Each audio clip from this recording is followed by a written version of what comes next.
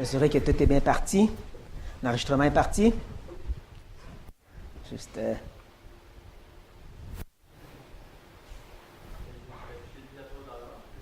OK.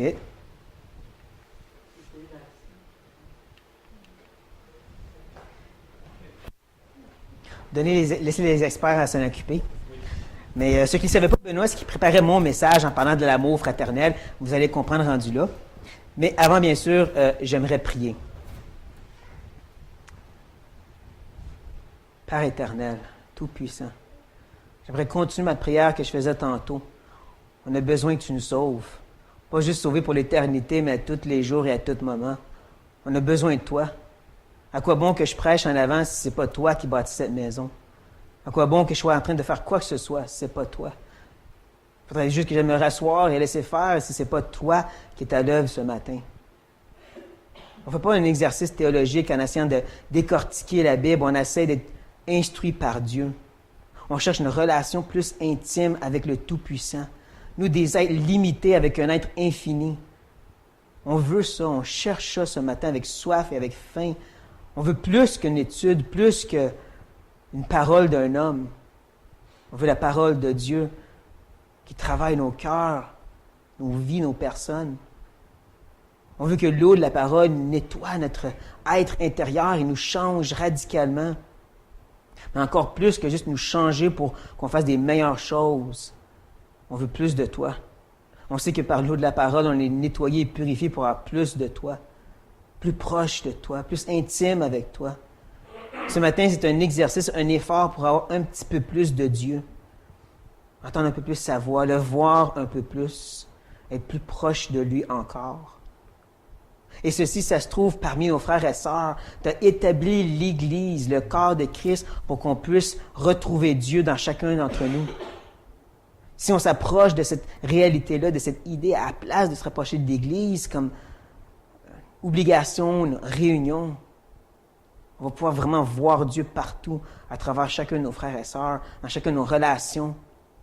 Donc, aide-nous, Seigneur, à vraiment réaliser ces choses, à travailler dans notre tête, dans nos cœurs, pour qu'on soit plus que juste un groupe qui se réunit, mais qu'on soit une famille, qu'on soit un corps, qu'on soit vivant les uns avec les autres. Aide-nous, Père, à vraiment mourir à soi pour vivre en Christ et vivre les uns avec les autres. Et Christ qui vit à travers nous, faisant des liens vivants.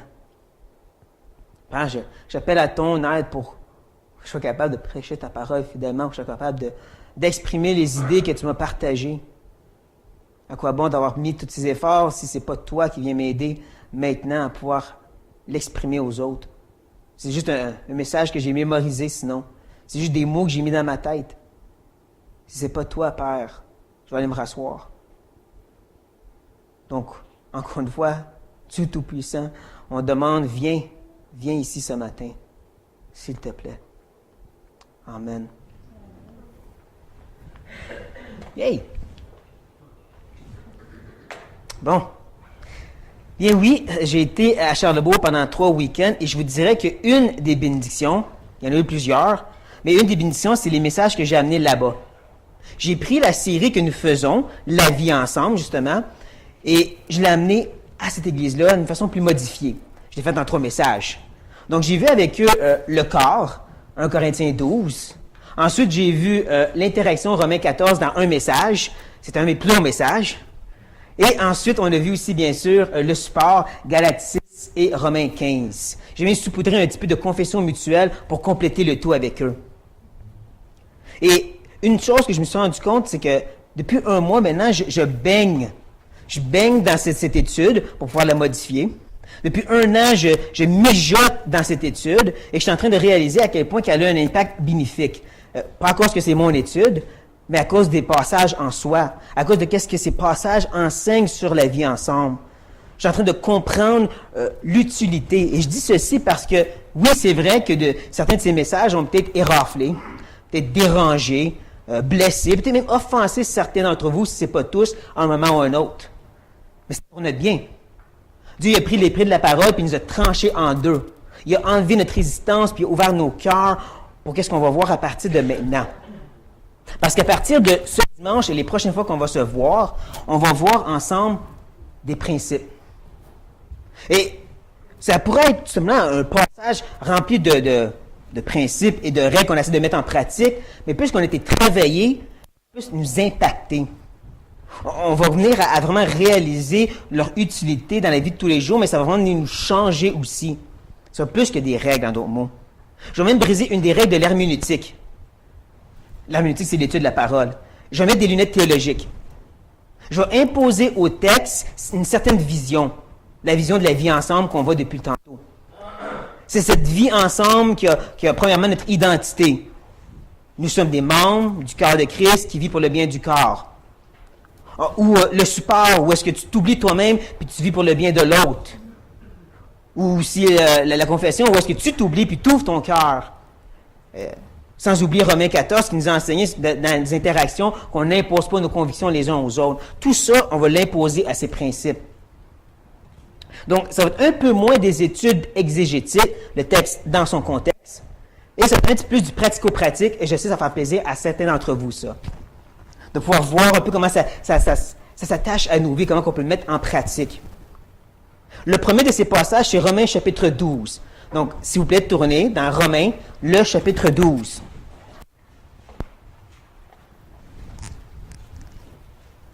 Du verset 9 jusqu'au verset 21, Paul va nous lancer plusieurs énoncés, plusieurs principes à mettre en pratique dans la vie de tous les jours. Des fois, ça va être des principes généraux. Des fois, ça va être des principes d'interaction entre frères et sœurs. Et des fois, ça va être l'interaction avec les gens de l'extérieur, comme des ennemis, les gens qui nous persécutent. Nous, on ne connaît pas ça, mais eux, oui. Mais nous, comme j'ai dit, on va forcer toujours une optique, l'interaction entre nous, la vie ensemble. Bien sûr, vous voyez que c'est un long passage. Ça, c'est un des premiers passages qu'on va séparer en deux pour la prochaine fois qu'on va se voir. La séparation, je vais faire du verset 9 au verset 13, qui pourrait sembler comme assez court si ensuite je laisse 14 à 21 pour la prochaine fois. La raison pourquoi je prends 9 à 13, c'est parce que dans ma lecture personnelle cette semaine, j'ai trouvé deux autres passages qui ressemblaient à celui-ci. Des passages parallèles, comme on appelle ça, et que j'aimerais utiliser pour cette étude. Donc, j'espère que vous avez votre doigt, vous êtes prêts, vous avez des doigts bien maniables, ou au moins des dessinets. Et je vous donne de tourner aussi dans 1 Pierre chapitre 4. 1 Pierre, le chapitre 4. J'ai étudié ces deux autres passages pour me rendre compte qu'il y avait une richesse, parce qu'ils complétaient les petits détails que Paul ne donne pas. Ils se complètent ensemble, ils nous enrichissent de cette façon. C'est pour ça que je vais les regarder un avec l'autre. Et si vous avez écouté, vous avez entendu qu'il y en a deux passages. Donc, si vous êtes bien installés, bien préparés, vos doigts sont encore prêts, tournez aussi dans Hébreux chapitre 13. C'est le dernier, je le promets. Vous allez voir qu'il y a vraiment un lien commun entre tous ces passages. Donc, quand vous êtes prêtes, revenez dans Romains 12 pour que je puisse lire les versets 9 à 13. Je vais vous donner le temps.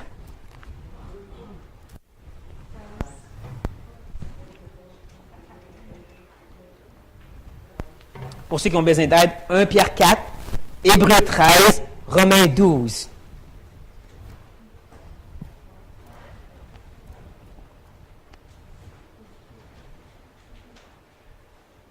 Est-ce que j'entendrai plus des petites pages tourner? Je vais commencer à lire.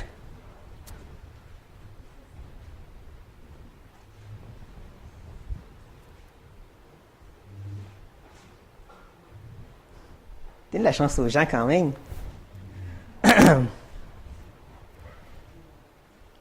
Bon, si vous êtes prêtes, nous allons lire les versets 9 à 13 de Romains 12. Que la charité soit sans hypocrisie. Ayez le mal en horreur. Attachez-vous fortement au bien. Par amour fraternel, soyez pleins d'affection les uns pour les autres. Par honneur, usez de prévenance réciproque. Ayez du zèle et non de la paresse. Soyez fervents d'esprit. Servez le Seigneur. Réjouissez-vous en espérance. Soyez patients dans l'affliction. Persévérez dans la prière. Pour les saints, exercez l'hospitalité. Donc, vous avez déjà entendu, Paul il est vraiment en train de mitrailler plein de petites vérités. Un peu comme dans 1 Thessaloniciens chapitre 5. Louez Dieu sans cesse, priez sans cesse, boum, boum, boum, boum, boum. Mais, comme n'importe quel, je peux dire, constructeur, Paul sait qu'il faut mettre un fondement. On a fait la même chose, on avait commencé avec 1 Corinthiens 12 parce que c'était le fondement de notre identité. C'est pas qui tu es, tu peux pas vivre ensemble. Mais Paul aussi, il comprend ça, c'est pour ça qu'il commence avec la charité. Il construit le tout en commençant avec l'amour, l'agapé. Cet amour engagé, cet amour actif. Dieu a tant aimé le monde, agapé, qu'il a donné son Fils. Tu fais quelque chose. Mais faisons attention parce que agapé, ce n'est pas seulement un amour divin.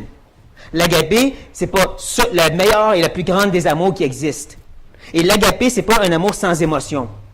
Juste un engagement. Comme on va voir dans 1 Pierre chapitre 4. On voit au verset 8, Pierre qui dit « avant tout ». Donc lui aussi, il reconnaît que ça commence ici. Il dit au verset 8 « avant tout, ayez les uns pour les autres une ardente charité ». Ardente, brûlante, passionnée. Le cœur est impliqué dans ce temps-là. Et pourquoi on est aussi impliqué de nos cœurs dans cette agapé? Bien, il le dit. Car la charité couvre une multitude de péchés. Ça, c'est important dans les interactions. Parce que nous sommes des pécheurs, en relation avec d'autres pécheurs, qui font des péchés, qui nous font pécher ensuite. Dans le sens, tu dis quelque chose qui me dérange, donc j'ai de l'amertume. C'est à cause de ça qu'on a besoin de cet amour ardente, active, pour prendre le dérangement et le noyer dans le sang de Christ. Pourquoi le sang de Christ? Parce que c'est le seul produit au monde qui peut dissoudre le péché. Pourquoi qu'on le fait avec continuité de le noyer? Parce qu'on est des pécheurs, on n'est pas Dieu. Dieu prend le péché, le met derrière son dos, ce n'est pas un problème pour lui. Pour nous, c'est pas pareil. Tu me dis quelque chose qui me dérange, donc je dis, OK, je te pardonne. Et là, tu recommences. Non, reste là, tu noies. Il faut que tu sois dissous en entier pour qu'il n'y ait rien entre nous. Si je puis dire un terme du corps humain, il ne faut pas qu'il y ait des blocages dans les artères.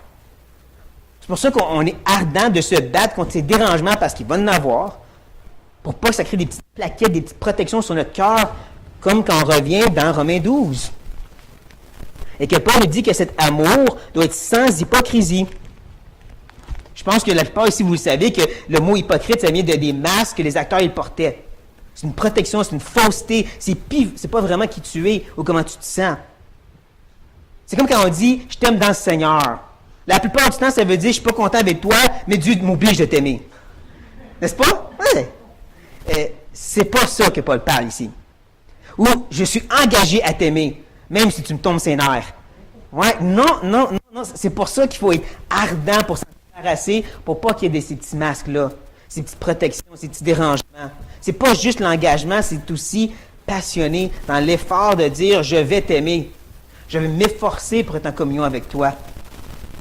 Et Paul va nous donner un petit peu d'aide dans le verset 9. Je vous dirais tout de suite que les deux prochains énoncés sont généraux en soi. C'est là qu'on va forcer un peu le texte.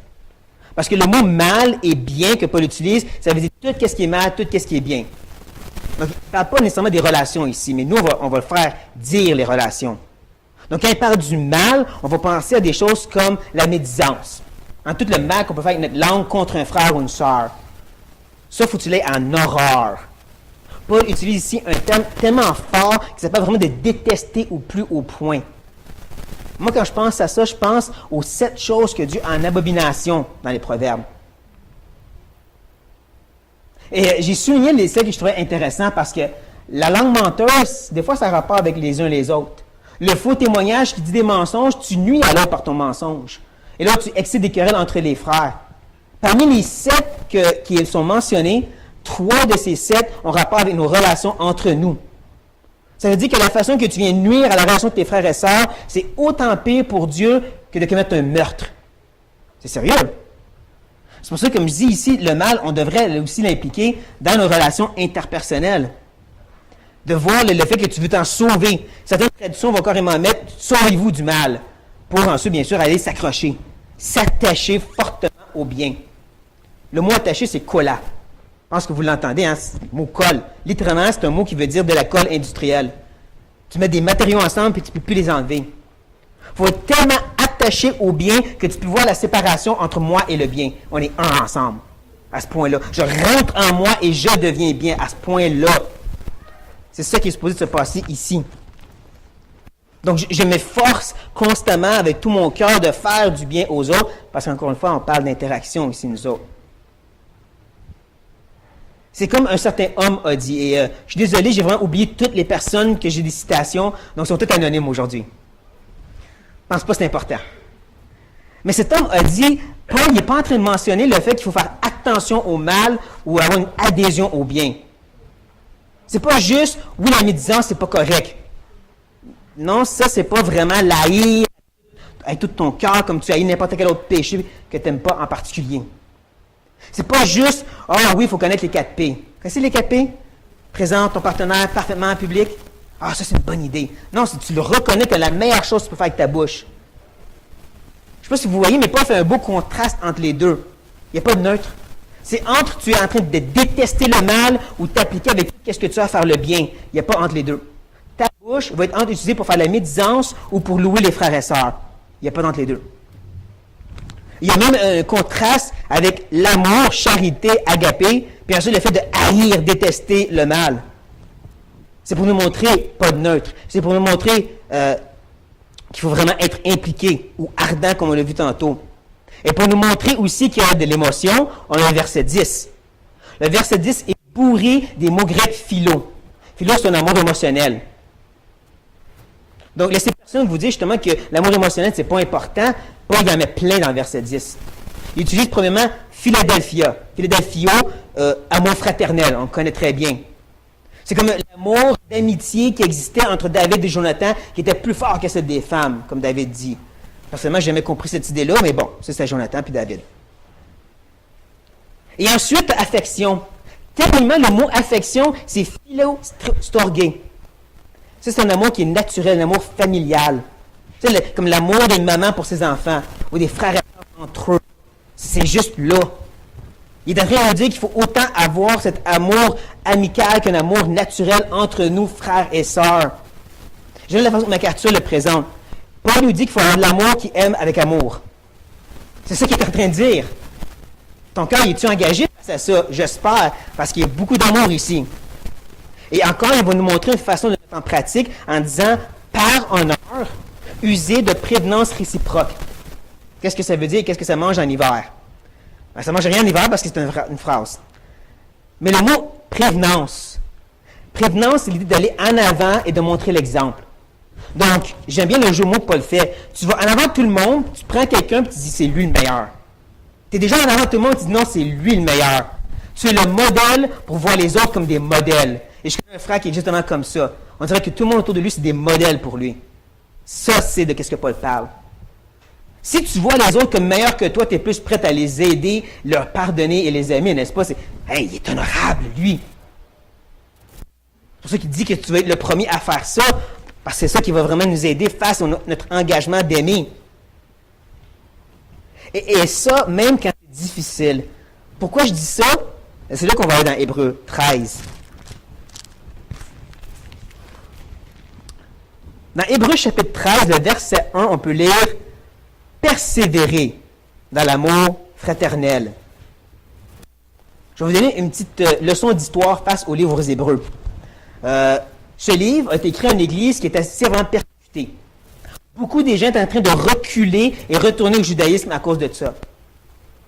C'est même possible que l'écrivain est en train d'écrire en Église des Juifs qui sont à l'extérieur de Jérusalem. Donc, il y a même des païens dans l'Église. Dans une telle circonstance de persécution, de gens qui quittent, de païens aussi, il leur dit « persévérer dans l'amour ». Il y a un homme, mais il faut que ça continue. Ça va mal, mais vous devez continuer quand même. C'est pour ça, tantôt, je parlais de cette idée que même quand c'est difficile, il faut persévérer. C'est une chose de dire on s'aime, puis on est des frères et sœurs quand tout va bien. Mais quand la personne elle commence à nous faire du mal, ou quand ça commence à aller mal, mais c'est dans ce moment où que tout va mal, on est plus concentré sur notre propre nombril. N'est-ce pas? C'est là que nos entrailles miséricordes se referment parce que là, c'est « moi je souffre, Seigneur. Moi j'ai besoin d'aide. » Je ne sais pas, peut-être je suis seul comme ça. Ça se peut, on l'a dit tantôt, je suis le méchant. Mais je sais une chose, j'ai encore me confessé ce matin. Depuis plusieurs années, le Seigneur m'a travaillé, mais avant, j'étais quelqu'un d'excessivement cheap. Dites pas un sage économe, j'étais cheap. C'est lui qui disait je suis stage économe. Non, je suis cheap. J'accumulais plein d'argent en compte en banque, je dépensais très peu et je donnais ma dîme à la scène près. Je dis pas que c'est mauvais, je disais c'est ça que je faisais et rien de plus. Si vous demandez de l'argent, je vais vous la donner, mais sinon, je vais pas chercher à aider.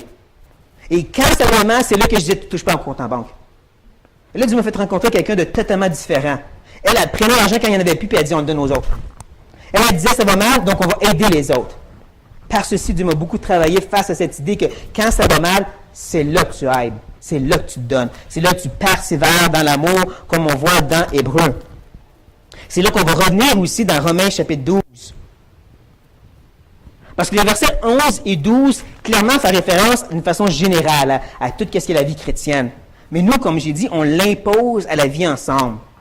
Donc, quand elle parle de zèle et de fervent d'esprit, bien, justement d'être zélé et fervent d'esprit dans les relations quand c'est difficile. Le mot fervent, en passant, ça a l'idée de l'eau qui bouille. Pas un feu au maximum, mais un feu moyen, donc l'eau, elle continue à bouillir toujours. C'est un zèle, c'est une ferveur qui persévère, qui continue, qui n'arrête pas. Justement, dans le verset 9, là, quand il parle d'amour, puis d'haïr le mal et tout ça, c'est tout des temps de verbe présent. Ça veut dire que ça continue. Toujours en train d'haïr le mal, toujours en train d'aimer. Comme ici, toujours zélé, toujours avec ferveur. C'est comme une autre personne anonyme a dit, un chrétien peut se brûler en servant le Seigneur, mais il ne peut jamais rouiller par l'inactivité. Parce que Paul le dit ici, hein, ayez du zèle et non de la paresse.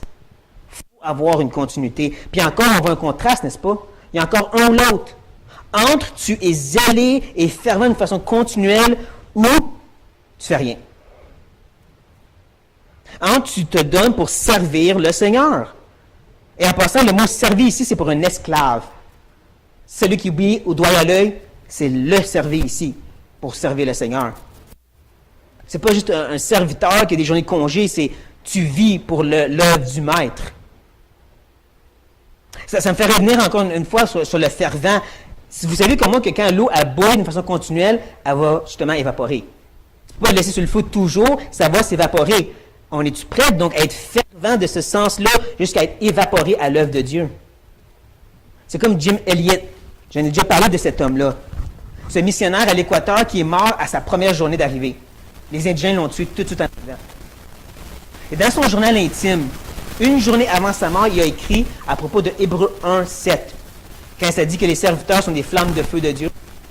Il a écrit un petit poème que je vais essayer de résumer, paraphraser, où est-ce qu'il dit « Dieu, enflamme-moi, mais sans l'espèce des dérangements. » Tu sais, l'espèce que tu mets dans le mur, sans ce dérangement, ces empêchements qui vont empêcher le feu de brûler. Mais cette huile en moi qui va me faire brûler de façon constante. Mais qui dit brûler constamment, dit justement être constant. Il ne savait pas jusqu'à quel point il avait raison face à ça. Ben, c'est ça. C'est pour ça qu'un de mes héros personnels, c'est David Bernard. L'homme qui s'est littéralement tué en travaillant trop pour Dieu. Pendant 8 ans, il s'est donné pour les Indiens, parce que c'était eux qui étaient plus importants que lui. Et il en est mort. Donc, on est prêt à dire oui, Seigneur, même quand c'est difficile. À dire, je vais t'obéir et servir et aider les autres, même quand c'est moi qui ai mal ici. Et c'est moi qui devrais enlever mon fardeau. Ça, c'est des questions à se poser. Mais pour pouvoir accomplir ceci, on a un petit peu d'aide. Au verset 12, il nous dit de se réjouir en espérance. Et où est ton regard? L'espérance est une ferme assurance dans les promesses de Dieu. Pas juste la promesse éternelle, de la vie éternelle, mais celle que Dieu dit, je m'occupe de vous. C'est moi qui est au contrôle de toutes choses. Toutes choses vont courir, elle va bien parce que c'est moi qui est au contrôle. Pas le diable, moi. Pas lui, moi. Toutes choses sont sous mon contrôle, donc j'espère et je lui fais confiance. C'est là que tu es capable justement de prendre ton compte en banque quand il n'y a plus rien et de dire, c'est correct, Seigneur, je te le donne. Un peu comme les Macédoniens. Je trouve tellement une belle coïncidence que le dernier mercredi que j'ai prêché, c'était justement 2 Corinthiens chapitre 8. Je vais vous laisser le lire en diagonale pendant que je prends une bonne gorgée d'eau.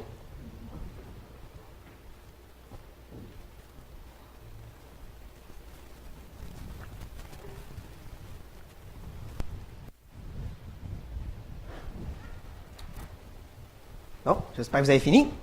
C'est le temps. Je vais dire aux gens la même chose que je vais vous dire maintenant. Concentrez-vous pas sur l'œuvre des Macédoniens, mais sur la grâce de Dieu et sa volonté. Dieu a rendu les Macédoniens capables de faire ce qu'ils ont fait. Ça commence toujours par Dieu. Le frère, il l'a dit. Il faut comprendre que ces principes, c'est pas juste « je fais », c'est d'une de la capacité de faire. Dieu le fait à travers moi. Mais la deuxième chose, c'est de voir que dans leur pauvreté profonde. Ils ont été au-delà de leurs moyens. Ils ont gratté le fond du baril, puis ensuite ils ont donné le baril au complet. Ça ne fait rien si on n'a pas de nourriture pendant quelques jours. Eux autres, ça fait des semaines qu'ils n'en ont pas. Ils ont été prêts à aller au-delà. Ils ont donné ce qu'ils n'avaient même pas. C'est ça que je veux dire. Que tu dis, oui, mais il reste ça pour payer nos dettes. Mais ce frère-là en a plus de besoin. Je le prends. Je fais confiance à Dieu. Il va s'occuper de moi parce qu'il l'a promis. J'ai trouvé ça vraiment fascinant d'apprendre qu'Alexandre le Grand, cet homme débauché, cet homme idolâtre, avait donné tous ses biens à ses généraux et ses chefs à un certain moment donné. Et quand son ami lui a dit « Pourquoi tu as fait ça? Tu n'auras plus rien. » Il a répondu « Il me reste l'espérance. » Pour lui, bien sûr, l'espérance, c'est de faire d'autres conquêtes. Pour nous, l'espérance, c'est Dieu s'occupe de nous. Mais n'est-ce pas qu'on doit avoir la même sorte d'attitude? Il me reste l'espérance. Comme un autre homme anonyme a dit, il n'y a jamais des situations sans espérance pour le chrétien. Ça n'existe pas. Ce qui existe, c'est des gens qui perdent l'espérance de vue. Si tu l'as de vue, tu vas être prêt à continuer et, comme il dit ici, d'être patient dans l'affliction. Le mot affliction, c'est vraiment pression. Comme une pression externe des troubles autour de nous, ou pression interne, j'ai mal dans mon cœur. Et patient, lui, c'est d'endurer. Endurer dans le sens, je reste là puis je l'endure. C'est je le prends et j'avance. Je prends la souffrance que je vis et je l'utilise à l'œuvre de Dieu. En persévérant dans la prière. C'est intéressant parce que le mot persévérer ici, il est utilisé pour parler du soldat qui était avec Corneille. Un soldat qui était toujours prêt à obéir à son maître. Donc c'est persévérer dans le sens toujours en train de prier. Constamment en train de prier. Ou comme Paul dit ailleurs, prions sans cesse. Et bien sûr, nous, on veut parler de nos relations ensemble, donc parlons de l'intercession. Est-ce que vous savez c'est quoi d'intercession vraiment? Parce que le mot intercession, ça veut dire tu ne penses pas à Dieu. Tu ne te concentres pas sur sa gloire, sa volonté ou qu'est-ce que lui va accomplir. Tu penses à la personne pour qui tu pries. L'intercession, c'est la seule prière qui se concentre sur l'homme, non sur Dieu. L'intercession, c'est un avocat de la défense. Tu veux le libérer. Tu ne penses pas à la justice, tu penses à lui. Tu ne te dis pas, non, il faut qu'il soit éprouvé. C'est pour son bien. Tu dis, non, il a mal, et je serai à sa place, je voudrais que ça l'arrête. Et donc, c'est ça que tu fais. Tu pries Dieu, arrête. Ça, c'est de l'intercession. C'est pour ça, comme je dis, tu prends ta douleur, disons, la douleur physique que tu vis, puis tu dis, je connais un frère ou une soeur qui souffre comme ça depuis plus longtemps, et plus intensément. Donc là, comment je me sens, je vais prier pour lui de cette façon. C'est de ça qu'on parle ici. Ça, c'est qu'est-ce que je veux dire par tu le prends et tu l'utilises pour le bien des autres. Mais pas juste par la prière, sans négliger l'utilité de la prière, mais aussi l'action. Il dit au verset 13 de pourvoir aux besoins des saints. Allons voir comment Pierre lui en parle de ceci. Dans 1 Pierre 4, il dit au verset 10, « Comme de bons dispensateurs des diverses grâces de Dieu, que chacun de vous mette au service des autres le don qu'il a reçu. » Bien sûr, il va parler des dons spirituels ensuite au verset 11. Mais arrêtons-nous pas à ça. Pensons à les bons dispensateurs des diverses grâces de Dieu. Tout ce que Dieu nous a pourvu. Un dispensateur, c'est l'équivalent de Joseph dans la maison de Potiphar. Il s'occupait de tout distribuer, de tout diriger, mais rien ne lui appartenait, parce qu'il était un esclave. Alors, je pense que vous comprenez, mais c'est toujours bon de se le rappeler. Il n'y a rien qui est à nous, tout est à Dieu, il nous le prête pour les autres. Surtout dans un contexte où on vit en tant qu'une famille, en tant qu'une vie ensemble. Tout ce que Dieu me prête, c'est pour vous. C'est quelque chose que Dieu m'a fait comprendre ces derniers mois, parce qu'il m'a beaucoup béni financièrement, puis il a dit tout ça, c'est pour les autres. C'est ça qu'on doit comprendre. On doit être des bons dispensateurs prenant ce que Dieu nous prête pour le bien des autres. J'ajouterais ici que le mot que Paul utilise dans Romains 12, pourvoyer, c'est le mot koinonia dans le grec. Communion, comme communion fraternelle. C'est une idée d'association, d'interaction, de connexion. C'est plus que de donner des choses ici. C'est de se mettre à sa place. Comme on peut voir dans Hébreux. Je sais qu'on se remet beaucoup. Je vais vous dire, vous avez fini avec Romains 12. Un doigt de moins. Mais dans Hébreux 13, on peut lire au verset 3. Souvenez-vous des prisonniers comme si vous étiez aussi prisonniers. de ceux qui sont maltraités comme étant aussi vous-même dans un corps, ou des fois ça peut dire dans leur corps, à leur place. C'est un peu débattu, je pense, lequel des deux mots grecs serait mieux ici, mais on comprend quand même l'idée. On se met à leur place. Tu te mets à la place de ce prisonnier qui a des enfants et une famille et qui s'inquiète pour eux. Il sait que personne ne va les aider, c'est des chrétiens. Tu n'aides pas ça, des chrétiens. Même si c'est un risque pour toi de les héberger, parce que maintenant tu vas être associé à des chrétiens. Même si tu es un chrétien, tu ne vas pas être associé à des chrétiens. Mais tu te mets à sa place. Lui, il s'inquiète pour sa famille, donc tu dis, je vais les aider pour lui. C'est de ça qu'on parle ici. C'est comme ça qu'on est des bons dispensateurs, c'est se mettant à la place de l'autre. En disant, comment moi je voudrais que quelqu'un m'aide? Comment moi je voudrais que quelqu'un vienne à mon secours? Cette façon-là, un peu comme le mot miséricorde. Le mot miséricorde, entre autres, veut dire de se mettre dans la peau de l'autre. C'est pour ça que tu es prêt à l'aider. Un peu comme Dieu lui-même est devenu homme. Il s'est mis dans notre peau.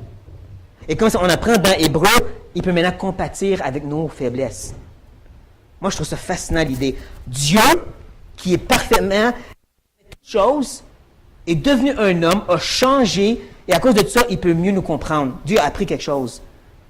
Je ne sais pas comment ça marche, mais c'est quand même qu'est-ce qui s'est passé pour que Dieu puisse mieux compatir avec nous. Ça, c'est notre exemple. L'exemple par excellence qu'on est supposé regarder quand on pense à ces choses-là, de se mettre à la place de l'autre pour venir les secourir. Ça, c'est de rentrer dans leur vie. La dernière chose que Paul nous avait dit dans Romains, on va essayer de retourner, puis ça dit exercer l'hospitalité. Facile, ça. En passant, le mot exercer, c'est persécuter ou pourchasser avec véhémence. C'est pas juste faut que je le fasse. C'est tassez-vous de là, c'est moi qui l'héberge. J'ai déjà vu ça dans une église. Les gens se sont sautés sur nous pour nous héberger. C'était incroyable à voir. C'est de ça que Paul parle ici. C'est d'être passionné pour héberger, pour pratiquer l'hospitalité. Ça, contrairement à ce qu'on voit dans 1 Pierre 4, où est-ce qu'au verset 9, il nous dit « Exercez l'hospitalité les uns envers les autres, sans murmure. » Oh, murmure. On voit un contraste, encore une fois, il y a un ou l'autre. Entre tu es en train de courir, de te dépêcher, tassez-vous de là, c'est moi qui l'héberge, ou c'est plus « Oh, pourquoi je l'héberge? » Personne ne dit. On ne va pas dire ouvertement, mais dans notre cas, il y a toujours un petit dérangement des fois si on fait par obligation d'inviter les gens chez nous. Hein? Tu sais comment il était mal propre, as-tu vu ça? Il a laissé ça de même. Il a pris ça, il a pris le dernier dessert. Ça serait bien ça. Il a pris le dernier dessert. Non, sans murmure. Mais il y a vraiment un ou l'autre. Il y a entre une attitude où tu le fais avec tout ton cœur, ou sinon ton cœur va être pas content. C'est un ou l'autre. Et pour nous aider, on a Hébreu. Dans Hébreu 13, il nous dit au verset 2, « N'oubliez pas l'hospitalité, car en l'exerçant, quelques-uns ont losé des anges sans le savoir. » Wow! Je sais que vous connaissez ce verset-là. Hein, c'est un verset qu'on médite dessus. Hey, y en a-t-il encore des anges qui viennent visiter des fois? Vous comprenez bien sûr que ce n'est pas ça l'important. C'est pas est-ce qu'il va y avoir des anges. C'est de réaliser que quand tu héberges quelqu'un, c'est Dieu que tu héberges. Tu invites Dieu chez vous. Comme Jésus l'a dit, celui qui vous reçoit me reçoit et reçoit le Père. Celui qui vous donne un verre d'eau, qui vient vous visiter en prison, c'est moi qui visite. Donc, quand on pratique cette hospitalité, on le pratique à Dieu. C'est pour ça qu'on traite aux petits oignons. Ça, si vous m'invitez. Moi, j'aime pas ça, donc assez plus les petits desserts. J'ai pas vraiment aidé mon cas ici. Mais c'est vraiment de mettre le meilleur effort parce qu'on ne sait pas la bénédiction qui peut en revenir. Quand Lot a hébergé un ange, il a été délivré de la destruction de Sodome. Donc, il y a une bénédiction derrière cette idée de pratiquer cette hospitalité-là qui nous mentionne. C'est pas juste « wow, un ange », c'est le bienfait que ça nous apporte. Justement, un autre des bienfaits que j'ai eu en allant à Charlebourg, c'est que pendant les 3 fins de semaine, je rejetais c'est mes amis chrétiens, les Arsenaux, que j'ai rencontrés quand je me suis marié, depuis que je les voyais régulièrement chaque année, et on s'écrivait aussi. Et il y a quelques années, une de leurs filles a tombé dans une grande dépression. Carrément, elle est devenue suicidaire. Et elle était placée dans l'hôpital psychiatrique, elle a eu plein de problèmes. Maintenant, disons que autant son mental que son émotionnel, il n'est pas fort. Et en m'en parlant, elle écrivait à la maman, elle me disait ces choses-là, mais c'est quand j'étais vivre avec eux, que j'étais parmi eux, que j'étais dans leur bulle, dans leur monde, que j'ai pu voir que la fille, elle va pas bien. que la maman qui me regardait dans les yeux, qui me disait « Je veux l'aider, mais je ne suis plus capable. Là. Ça fait 3 ans, je ne suis plus capable. » Ça faisait une différence dans la façon que j'allais maintenant prier pour eux parce que je suis rentré dans cette bulle, dans ce monde. C'est ça l'hospitalité, c'est que tu viens rentrer dans mon intimité. Ça va plus loin que juste se voir, c'est tu rentres dans ma bulle, dans mon monde, comme un couple. Hein, au début, on est couple, c'est lune de miel, après ça, on vit ensemble. Je savais que c'est ça, cette réaction-là. Mais en même temps, il y a aussi le bienfait que maintenant, il y a une intimité qui se crée parce qu'on se voit 24 heures sur 24. On voit le bien et le mal de vivre ensemble. Moi, j'espère que vous voyez le bien. Pas trop de réaction sur celle-là. Mais c'est le même bien qui peut se trouver au sein de nos relations lorsqu'on invite les uns sur les autres ou qu'on habite les uns sur les autres. Ça crée un lien d'intimité, une connexion parce qu'on rentre encore plus dans le monde et on est plus prêt à vraiment dire tout ce que j'ai est à toi. Littéralement, fais comme chez vous, c'est tout à toi, là. Là, on est vraiment des bons dispensateurs, on pourrait dire. Et ça, c'est une des choses que j'aime de voir dans l'histoire chrétienne. J'aime toujours savoir pourquoi j'aime autant l'histoire chrétienne, c'est à cause des histoires comme celle-ci. Vous voyez, dans les premiers siècles, ils pratiquaient l'avortement. Mais c'était tellement mal fait que ça donnait naissance à des enfants handicapés, qui étaient ensuite laissés dans un champ pour mourir et mangés par les bêtes. Les chrétiens connaissaient ce champ. Ils allaient là, ils prenaient l'enfant et ils l'élevaient comme le leur. C'est une chose d'élever un enfant qui est handicapé, c'est un autre de dire, je vais aller le chercher avec tous ses problèmes et je vais l'élever avec amour. C'est ça, justement, que l'hospitalité a pu créer. C'est l'idée, justement, d'amener du bien dans la vie des autres. Ne pas que c'est pas juste entre frères et sœurs, parce que Jésus a dit d'inviter des gens qui ne peuvent pas nous rendre aussi des fois. Dernièrement, j'ai terminé les écrits d'un pasteur du Broderhof. C'est tout simplement les frères chrétiens en Allemagne. Et ce pasteur mentionnait son père, qui est aussi un pasteur, que dans la jeunesse, son père, il invitait les gens de la rue à habiter chez lui. Les prostituées, les pauvres, les alcooliques qui voulaient s'en sortir. Il les hébergeait. Et là, le pasteur, il mentionnait qu'il n'y a jamais eu de problème. Là. Dieu s'est toujours occupé de tout. Il n'y a jamais eu aucun risque parce que Dieu est souverain. Mais il a dit en même temps, je ne sais pas si aucun de ces gens a été sauvé. Mais ça ne faisait rien parce que l'idée, c'était pratiquons l'hospitalité avec amour. Amenons ce bien dans la vie des gens. Justement, pendant le premier siècle, une des grandes critiques des ennemis de la chrétienté, vous savez, c'est quoi? Ces chrétiens, avec leur amour et leur hospitalité envers les non-sauvés, ils propagent leur hérésie. Ils font des disciples. À cause que ces gens-là étaient si prêts à aimer et héberger des non-sauvés, plein de gens devenaient chrétiens. Ça, c'est une belle critique à entendre de nos jours. Hein? Oh, ces chrétiens, ils trouvent le monde. C'est pas ça qu'on entend, mais c'est ça qu'on devrait entendre. Comme on l'entendait dans ce temps-là. Mais bien sûr, pour ça, il faut l'amour. Ça, c'était le fondement que Paul nous a donné. L'amour.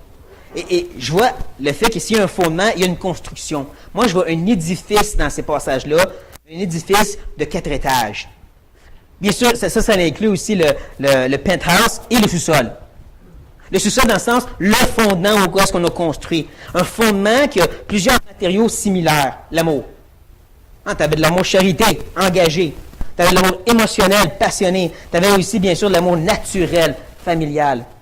Tout ça est ardent. Tout ça est brûlant. Même quand c'est difficile. Cette idée de difficile, c'est les escaliers qui nous montent au premier étage. Le premier étage, il y a 2 ailes. Parce qu'il y a 2 sortes de difficultés.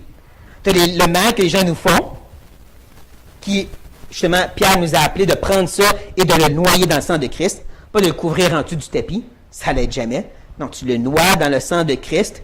Et de l'autre côté, tu as les souffrances que toi, tu vis. Ou est-ce que tu es tellement accablé que tu es pris sur ton nombril. Et donc, il faut que tu te battes pour relever la tête et te concentrer sur les autres autour de toi. C'est en se concentrant sur les autres qu'on prend l'escalier pour montrer au 2e étage. Où est-ce qu'encore il y a 2 ailes. Là, numéro 1, c'est la prière. Tu prends ta souffrance et tu intercèdes pour les gens qui souffrent. Et on a vu l'idée de faire voir l'eau qui bouille constamment. On a vu aussi persévérance, tu es toujours en train de prier. Donc, quand tu te réveilles au milieu de la nuit parce que tu as tellement mal physiquement, tu penses à frères et sœurs qui vivent ça pendant des semaines et des mois.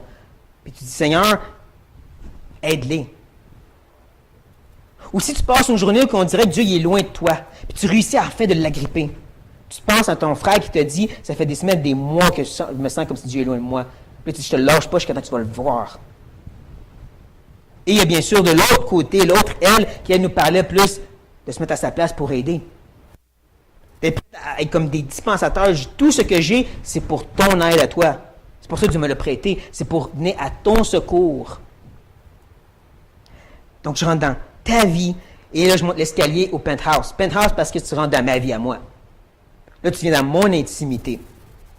Et j'espère que vous n'entendez pas des règles et des obligations. Bon, Martin dit qu'on se visite les uns les autres. Martin dit qu'on dit donne plus d'argent. Non, c'est pas ça que j'ai dit. Ce que je vous donne ici, c'est une attitude. Une attitude avec des tripes ouvertes. Un cœur ouvert, des mains ouvertes qui dit ce que j'ai, c'est pour vous. Et je fais confiance à Dieu pour tout le reste. Et je sais que la personne qui vous parle d'hébergement et d'hospitalité, c'est moi. Qui n'est pas nécessairement la personne la plus hospitalière qui existe. Et je peux sortir toutes les excuses que je voudrais. Ben, c'est pas dans ma nature. J'ai pas un grand appartement. Je suis pas bon cuisinier. Mais ce que Dieu m'a dit cette semaine, c'est non, c'est t'appelles ça du péché. Tu veux pas que les gens rentrent dans ta petite bulle, dans ta petite caverne, dans ton petit monde. Parce que c'est de l'intimité. Ça, c'est quelque chose que Dieu a travaillé dans mon cœur. C'est pour ça que ma prière va être une prière de puritain. J'ai entendu parler dernièrement qu'une des prières qu'il faisait, c'est qu'il priait que Dieu dérange la conscience de leurs membres après le message. Dérange dans le sens qu'il les oblige à mettre en pratique le message. Et donc, depuis que j'ai entendu parler de ça, les mercredis soirs, quand je prie avec les jeunes, c'est ça que je prie. Eux vont faire la petite prière. « Ah, Seigneur, on veut plus t'aimer, plus prier, plus lire. » Et quand eux ont fini, moi, je dis « Dieu, dérange leur conscience maintenant. » Face à ce qu'ils ont dit, là. Quand demain, ils vont revenir de l'école, puis ils vont dire « Hey, j'ai du temps libre, je vais jouer aux jeux vidéo. » Dis-le « Ah, non, tu voulais plus lire la Bible. » C'est ça que tu fais. Dérange leur conscience. Et donc, c'est ça que je vais prier ici maintenant. Face à ce que Dieu vous a dit dans vos cœurs. Ou pendant cette semaine, lorsque Dieu va ouvrir des portes, puis la petite voix va dire, c'est ici que tu mets en pratique. Qui dérange votre conscience, puis disent, agis. Nous prions.